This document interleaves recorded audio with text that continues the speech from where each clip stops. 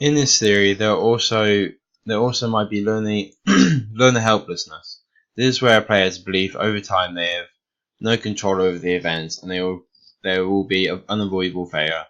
Jonathan experienced this as he might have quit as he felt he was putting in the effort and practice but not getting the reward as or such back. They might feel that they are hopeless and needing to resign due to failure. This then moves into specific learner helplessness.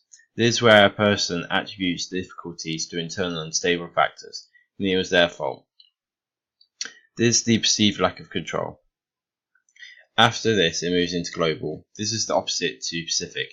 This is where it's down to failure of internal and unstable factors, such as I'm used at all sports. This is what John might be experiencing. There are also theories around our mindset, how we learn and grow in ourselves. This can see how determined someone is also. This was brought forward by Dweck 2008. He suggested that the fixed and growth mindset types of mindset. Fixes where the normal attributes are. These are things such as intelligence and brightness. These are characterized as fixed dispositions.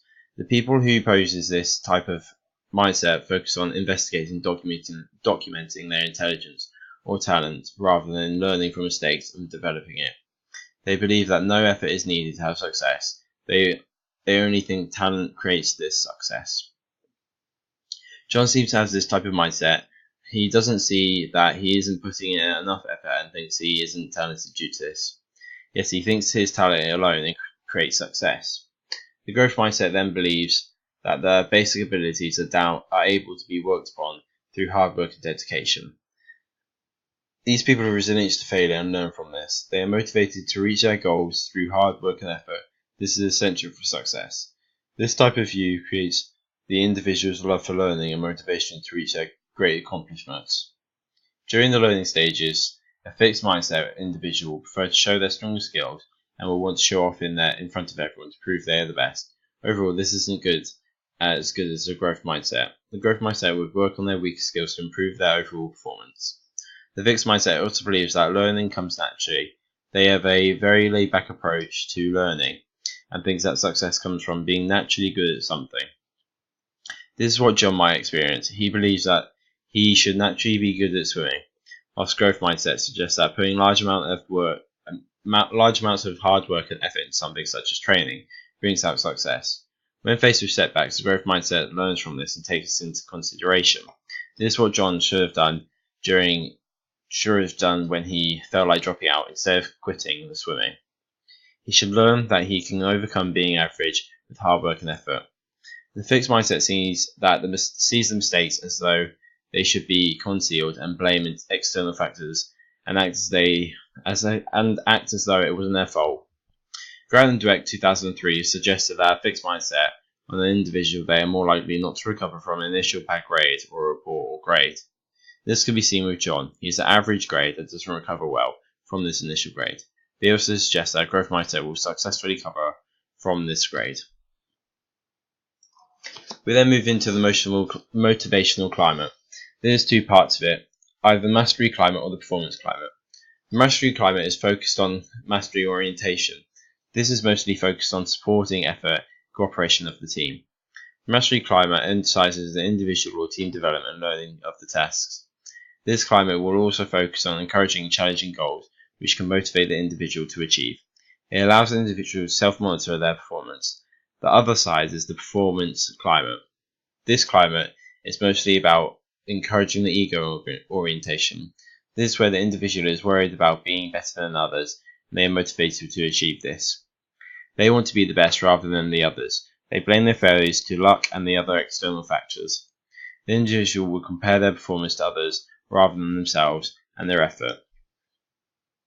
There are factors which might affect the motivational climate.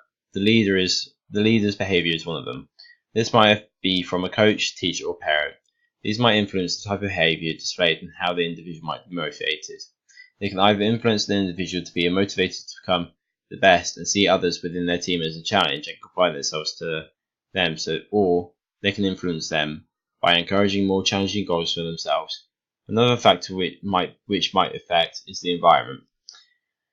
If the individual isn't able to train due to weather or facilities, this will affect how the motivation climate is. They are less likely to be motivated if they aren't able to get to the facilities or they need to be to train. The last factor to consider is the influence of the others in the environment. If all the others in the team or squad are doing something which seems a norm from the individual, which seems a norm, the individual might conform and go from being a mastery climber who is focused on their own challenges and will change to a performance climber and see others as a success, other successes, and compare themselves to this, right? Go from a group norm. All of these factors can affect the motivational climate and how the individual might act with the behavior. There are also ways of creating mastery-orientated climate by manipulating certain environmental conditions. These are the tasks, authority, rewards, groupings, evaluation, and the timing. By looking at the table, we can see how the target structure can be manipulated to create a mastery climate.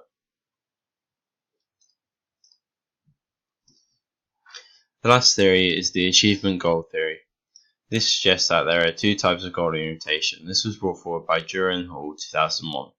They said that ego or outcome or goal orientation is where the individual is motivated to win no matter what. They are highly focused on winning and afraid of losing. They compare themselves with others and then they are always in competition with others to beat them. They demonstrate their stronger skills to try and be superior to others. The opposite to this is task goal orientation. This is where the individual is motivated to improve within themselves. They practice and try to improve their personal skills and only compare themselves with themselves. They try to master new skills and develop and practice. They are more orientated about the task rather than winning. Ego orientation behavior suggests that people are more likely to choose certain successes rather than a challenge. They know that they will win, but there isn't much of a challenge. An individual with this behavior is more likely to be anxious during competition. This will make them crumble and being prone to fail. This then means their effort will reduce and eventually they will drop out due to this. They also believe that success is gained through ability and cheating. Though John doesn't seem to cheat, he might think that success is gained through the ability and sees he is failing, therefore reduces effort and then begins to drop out. Task orientation behavior normally displayed are that the people are more motivated to choose higher challenges, which they don't guarantee such successes. They put high amounts of effort into their work, even when failing, and motivated to reach their max potential, even when under pressure or failing. They continue with the activity. This type of behavior is less likely to become anxious and crumble under pressure, as they have no one to show off in front of, and they are only competing with themselves. Task orientation also suggests that the success is gained through hard work and cooperation. Overall, the task orientation will allow the individual to have a higher level of motivation. This is what John should be trying to achieve.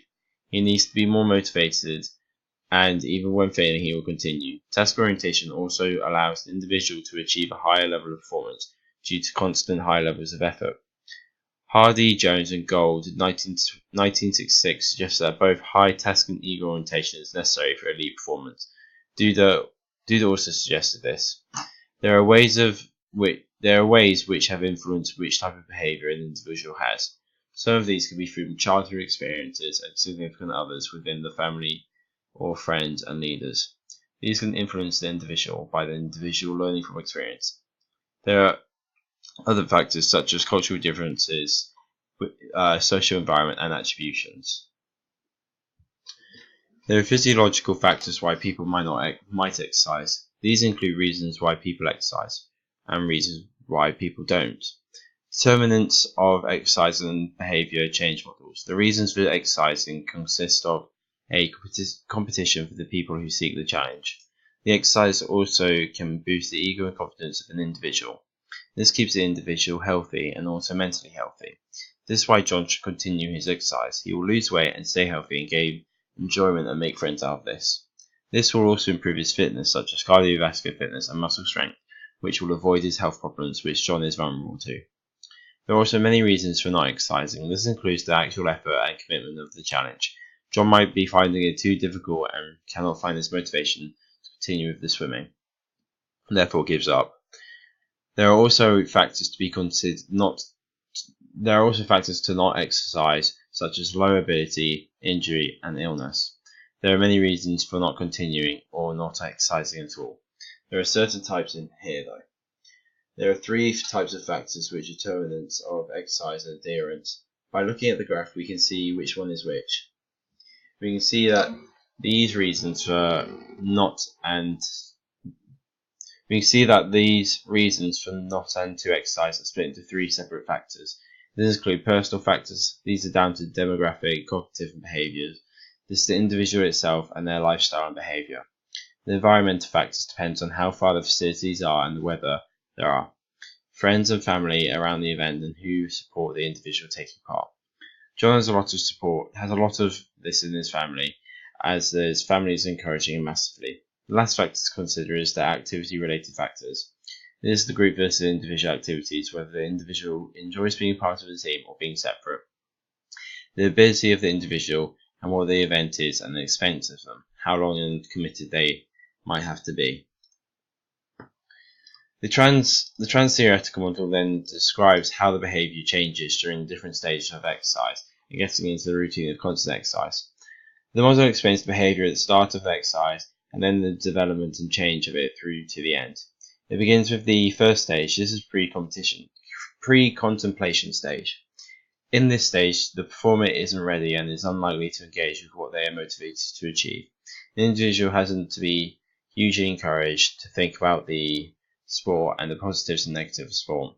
They are also normally down and defensive about it, always contemplating whether or not they should start or not. This is why it's called pre-contemplation, as the athlete is normally prepared and still deciding if they want to do it. This could be applied to John's situation, as he has dropped out and now he's in the pre-contemplation whether he should start again or not. He's thinking about the positive and negative situation and isn't prepared to go back yet. The next stage of the model is the contemplation stage. This is where John might be getting ready and has the intention to engage in the change of behaviour, such as getting involved with swimming again. He appreciates the positive change of behaviour, such as weight loss, yet they might still be trying to avoid the action, such as putting off the ideas of the event. John might have the thought of going back, but is likely to take action of this. There is a shift in attitude and behaviour in John at this stage, as he begins to think about going back. The next stage is preparation. During this, John will be telling his family and friends about him getting back into the action of swimming, and say that he will be taking small steps. John will be ready to engage with his swimming once again. He will be taking gradual steps to get back into this. This might have a small amount of swimming before he fully gets back into the flow. He might be thinking of it as a pre-game warm-up. He might be putting a small amount of effort in and doing the smallest amount, yet still taking steps forward towards and getting back into the action. After preparation comes action. During this stage, it will take time for John to get back into it. He initiates change of his behaviour and carries on with the swimming. John can learn useful techniques to engage back into sports, and if he ever falls out again, he must be careful he doesn't go back through the stages. This is through maintenance, which is the next stage. This can also be applied to John, as John will start swimming again during this stage. As I've said, maintenance is the next stage and final stage. During this stage, John has changed his behaviour completely. He is now fully encouraged and engaged in the sport. He might also be encouraged to share his experience with getting back into his swimming. It's important for John to keep up with his swimming and not fall back through stages. To do this, he must be aware of himself and make sure that he is maintaining his exercise. This is applied to John, as then he will have to stick with his swimming and not drop out once again.